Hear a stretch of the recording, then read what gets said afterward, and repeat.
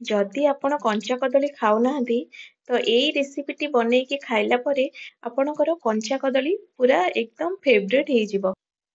ଆଉ ଏଇ ରେସିପିଟି ପିଲାଠୁ ଆରମ୍ଭ କରି ବୁଢା ପର୍ଯ୍ୟନ୍ତ ସମସ୍ତେ ହାତ ଚାଟିକି ଖାଇବେ। ଏହି ଉପାୟରେ ଥରେ କଞ୍ଚା କଦଳୀର ଏଇ ରେସିପିଟି ବନେଇକି ଦେଖନ୍ତୁ, ମାଂସ ତରକାରୀକୁ ବି ପଛରେ ପକେଇଦବ। କଞ୍ଚା କଦଳୀକୁ ଥରେ ଏମିତି ବନେଇକି ଖାଆନ୍ତୁ, ଭାତ ଆପଣ ମାଗି ମାଗି ଖାଇବେ। ଥାଳିଏ ଜାଗାରେ ଦି ଥାଳି ଭାତ ଖାଇବେ। ଆଉ ଏଇ ରେସିପିଟି ବନେଇବା ବହୁତ ସହଜ ଆଉ ଖାଇବାକୁ ମଧ୍ୟ ବହୁତ ହି ଟେଷ୍ଟି। ତ ଏଇ ରେସିପିଟି ବନାନ୍ତୁ ଆଉ ନିଜେ ଖାଆନ୍ତୁ, ଘର ଲୋକଙ୍କୁ ବି ଖୁଆନ୍ତୁ। ସମସ୍ତେ ବହୁତ ପ୍ରଶଂସା କରିବେ। ନମସ୍କାର, ଜୟ ଜଗନ୍ନାଥ। ମୋ ଚ୍ୟାନେଲକୁ ଆପଣଙ୍କୁ ଅନେକ ଅନେକ ସ୍ୱାଗତ। କଞ୍ଚା କଦଳୀର ଏଇ ତରକାରୀଟି ଏତେ ସ୍ୱାଦିଷ୍ଟ ହେଇପାରେ, ଯିଏ ଖାଇବ ସେ ହିଁ କହିପାରିବ। ତ ଏହି ରେସିପିଟି ବନେଇବା ପାଇଁ ମୁଁ 3ଟି କଦଳୀ ନେଇଛି, କଞ୍ଚା କଦଳୀ। ତାକୁ ଭଲସେ ଦି ପଟ ସାଇଡରୁ କାଟି ଦେଇଛି ଆଉ ମଝିରୁ କାଟିକି ତାକୁ ଭଲସେ ମୁଁ ଚୋପା ଛଡେଇ ଦଉଛି। ଚୋପାଟା ଆମେ ଭଲସେ ଛଡେଇବା, ନହେଲେ କଦଳୀ ଚୋପା ଟିକେ ଲାଗିଲେ ବି କଦଳୀ ଆମର କଳା ପଡିଯିବ। ତ କାଟିବା ସହିତ ମୁଁ ଆକୁ ହଳଦୀ ପାଣିରେ ପକେଇ ପକେଇ ଯାଉଥିଲି, ନହେଲେ ରହିଲା ମାନେ ବାହାରେ ସେଇଟା କଳା ପଡିଯାଇପାରେ ଆଉ ଖାଇବାକୁ ବହୁତ ଖରାପ ଲାଗିବ ଆଉ ଦେଖିବାକୁ ବି ଭଲ ଲାଗିବନି। ଏଠି ମୁଁ କଦଳୀକି ଏମିତି ସେପର କାଟିଛି, ଆପଣ ନିଜ ଅନୁସାରେ କାଟି ପାରିବେ। ମତେ ଏମିତି ସେପର କାଟିଲେ ମତେ ଲାଗିଲା ଜଲ୍ଦି ହେଇଯିବ, ସିଝିଯିବ ଜଲ୍ଦି। ତ ମୁଁ ଏମିତି ସେପର କାଟିକି ତାକୁ ହଳଦୀ ପାଣିରେ ରଖିଥିଲି। ତ ହଳଦୀ ପାଣିରୁ କାଢିକି ତା ଦେହରେ ମୁଁ ଟିକେ ଦହି ପକେଇ ଦଉଛି ଆଉ ସ୍ୱାଦ ଅନୁସାରେ ଲୁଣ ପକେଇ ଦଉଛି। ଲୁଣ ପକେଇ ସାରିଲା ପରେ ସେଥିରେ ଆମେ ଟିକେ ହଳଦୀ ପକେଇଦବା। ଆଉ ହଳଦୀ ପକେଇ ସାରିଲା ପରେ ସେଥିରେ ଆମେ ଟିକେ କାଶ୍ମୀରୀ ରେଡ୍ ଚିଲି ପାଉଡର ପକେଇଦବା, ଯୋଉଟା ଟିକେ କଲର ଭଲ ଆସିବ। ତ ସବୁ ପକେଇ ସାରିଲା ପରେ ସେଇଟାକୁ ଆମେ ଭଲସେ ଗୋଳେଇ ଦବା। ଉପର ତଳ ଏପଟ ସେପଟ କରିକି ଆମେ ଭଲସେ ଗୋଳେଇ ଗାଳେଇ ଦବା, ଯେମିତି ଚାରିଆଡୁ କଦଳୀ ସବୁ ଭଲସେ ମ୍ୟାରିନେଟ ହେଇଯିବ। ଦେଖନ୍ତୁ ଭଲସେ ମ୍ୟାରିନେଟ ହେଇଯାଇଛି, ଚାରିଆଡୁ ଭଲସେ ଗୋଳେଇ ହେଇଯାଇଛି।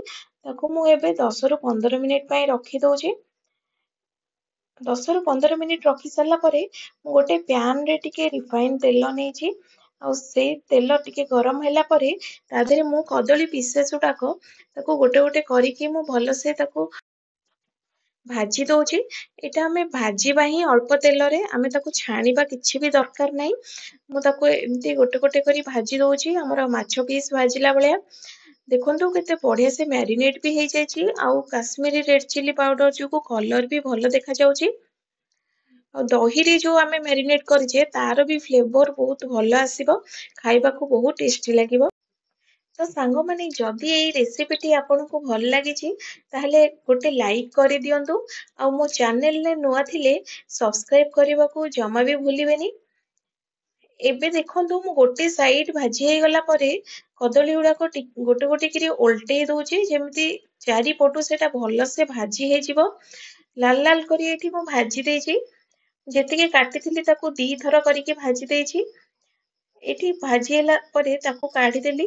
ଆଉ ପିଆଜ ଏଠି ନେଇଛି 3ଟି। 3ଟି ପିଆଜକୁ ଭଲସେ ଚୁନା ଚୁନା କରିକି ଆମେ କାଟିଦବା।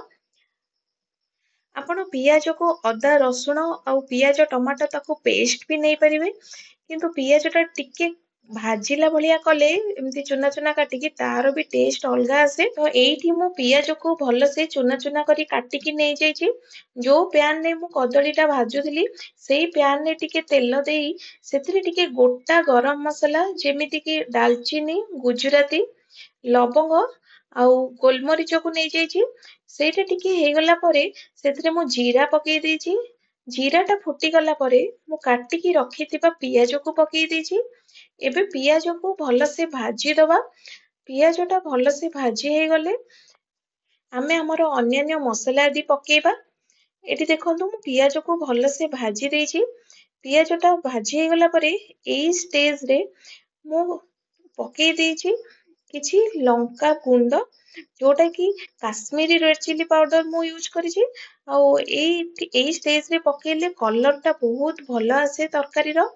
ଆଉ ସେଇଟା ଟିକେ ହେଇଗଲା ପରେ ସେଥିରେ ମୁଁ ଅଦା ଆଉ ରସୁଣର, ଗୋଟେ ରସୁଣ ଆଉ 1 ଇଞ୍ଚ ଅଦାର ମୁଁ ପେଷ୍ଟ ବନେଇକି ରଖିଥିଲି, ସେଇଟା ପକେଇ ଦେଇଛି। ଅଦା ରସୁଣକୁ ଟିକେ ପିଆଜ ସହିତ ଭଲସେ କଷିଦବା। ଆଉ ତାର କଞ୍ଚା ସ୍ମେଲ ଟା ଯେମିତି ଚାଲିଛି एठी ମୁଁ ଅଦା ରସୁଣ ପେଷ୍ଟ କୁ ପିଆଜ ସହିତ 5 ମିନିଟ ଯାଏଁ କଷୁଛି। କଷିଲା ପରେ ଏଟାର ସ୍ମେଲ ଟା ବହୁତ ଭଲ ଆସିଲାଣି ଏବେ। ଏବେ ମୁଁ ସ୍ୱାଦ ଅନୁସାରେ ଲୁଣ ପକେଇ ଦେଇଛି ଆଉ ତା ସହିତ ହଳଦୀ ପକେଇ ଦେଇଛି। ଆଉ ଏଠି ମୁଁ 1 ଟେବୁଲ ସ୍ପୁନ ନେଇଛି ଧନିଆ ପାଉଡର। ଆଉ ଟିକେ ମାଂସର ଫ୍ଲେଭର ଆଣିବା ପାଇଁ ମୁଁ ଏଠି ମଟନ ମସଲା ଟିକେ ନେଇଯାଇଛି 1 ଟେବୁଲ ସ୍ପୁନ। ତ ଏମିତି ଗୁଣ୍ଡ ମସଲା ପକେଇ ସାରିଲା ପରେ ତାକୁ ଟିକେ ମୁଁ ତା ସହିତ କଷି ଦଉଛି। ଆମେ ଏବେ ସେ ଗୁଣ୍ଡ ମସଲାଟାକୁ ଟିକେ କଷିବା ଯେମିତି ତାର ବି କଞ୍ଚା ସ୍ମେଲ ଟା ଚାଲିଯିବ। ତ ଏଇଟା ଟିକେ କଷି ହେଇଗଲା ପରେ ସେଥିରେ ମୁଁ ଟମାଟୋକୁ 2ଟା ବଡ ବଡ ଟମାଟୋକୁ ପେଷ୍ଟ ବନେଇକି ରଖିଥିଲି। ସେ ଟମାଟୋ ପେଷ୍ଟ କୁ ସବୁ ମସଲା ସହିତ ଭଲସେ ମୁଁ କଷି ଦଉଛି। ଏବେ ଟିକେ ଲାଗିଗଲା ପରେ ମୁଁ ତାକୁ ଟିକେ ଟିକେ ପାଣି ଦେଇ ଦେଇକି ଏଠି ଭଲସେ କଷି ଦଉଛି। ଯେମିତି ଆମର ଗୁଣ୍ଡ ମସଲା ଟା ବି ଭଲସେ ସିଝିଯିବ ଟିକେ ପାଣିରେ। ତ ଏଠି ଦେଖନ୍ତୁ ଭଲସେ ହେଇଗଲାଣି ବି ମସଲା ଟା। ଏଇ ମସଲାଟାକୁ ମୁଁ 4-5 ମିନିଟ ଯାଏଁ କଷିଲି। ତ ଏବେ ମୁଁ ଭାଜିକି ରଖିଥିବା ଆମର କଦଳୀ ଗୁଡାକ ସବୁ ଏଥିରେ ଦେଇଦବା। କଦଳୀ ଗୁଡାକ ଭଲସେ ତେଲରେ ଭାଜି ହେଇଯାଇଥିଲା। ତ ସେଇଟା 50% ସିଝି ଯାଇଛି। ଏବେ ମୁଁ ତାକୁ ମସଲାରେ ଟିକେ ଭଲସେ କଷି ଦଉଛି। ଆପଣ ଏଇ ରେସିପିଟି ନିଶ୍ଚୟ ବନେଇକି ଖାଆନ୍ତୁ ଆଉ ସମସ୍ତଙ୍କୁ ଘରେ ଖୁଆନ୍ତୁ। ବହୁତ ହି ଟେଷ୍ଟି ଲାଗିବ। ଆଉ ନର୍ମାଲ ଆମେ ଯେମିତି ତରକାରୀ କରୁଛେ ସେମିତି ହିଁ, କିଛି ବି କଷ୍ଟ ନାହିଁ। କିନ୍ତୁ କଦଳୀର ଟେଷ୍ଟ ଟା ପୁରା ଏନହାନ୍ସ ହେଇଯାଏ ଏଇଭଳିଆ ରେସିପିଟି ବନେଇଲେ। ତ ଦେଖନ୍ତୁ ଏଇଠି ଭଲସେ କଦଳୀଟା ମସଲାରେ ବି ଗୋଳେଇ ହେଇଗଲା। ଚାରିଆଡୁ ଭଲସେ କଷି ହେଇଗଲା। ଏଠି ବହୁତ ହି ଟେମ୍ପଟିଂ ଦେଖାଯାଉଛି। ଆପଣ ଚାହିଁଲେ ଏମିତି କରିକି ବି ଖାଇପାରିବେ ତାକୁ ଝୋଳ ନ କରିକି। ଏମିତି କଷା କଷା ବି କରିକି ଖାଇପାରିବେ ଯେମିତି ଆମେ ଆଳୁ କଷା ବନଉଛେ। ଏଠି ଭଲସେ କଦଳୀଟା କଷି ହେଇଗଲା ପରେ ମୁଁ ଏଠି ପାଣି ଦେଇ ଦେଇଛି। ଏଠି ପାଣିଟା ଭଲସେ ଆମର ଫୁଟିଯିବ ଆଉ 50% କଦଳୀଟା ଯାହାବି ବାକି ଅଛି ସେଇଟା ବି ସିଝିଯିବ। ଏଠି ଦେଖନ୍ତୁ ପୁରା ମାଛ ମାଂସ ତରକାରୀ ଭଳିଆ ଦେଖାଯାଉଛି। ଆଉ ଟେଷ୍ଟ ବି ଏକଦମ ସେଇଭଳିଆ ଲାଗୁଥିଲା। ଏଠି ଫୁଟିଗଲା ପରେ ତରକାରୀଟା ମୁଁ ତା ଦେହରେ ଲାଷ୍ଟକୁ ଗରମ ମସଲା ଟିକେ ପକେଇ ଦେଇଛି। ଗରମ ମସଲାର ସ୍ମେଲ ଟା ବହୁତ ବଢିଆ ଆସେ। ଆଉ ମୁଁ କାଟିକି ରଖିଥିଲି ଧନିଆ ପତ୍ର କିଛି ପକେଇ ଦେଇଛି। ଏବେ ରେଡି ହେଇଗଲା ଆମର କଞ୍ଚା କଦଳୀ ତରକାରୀ। ଧନ୍ୟବାଦ।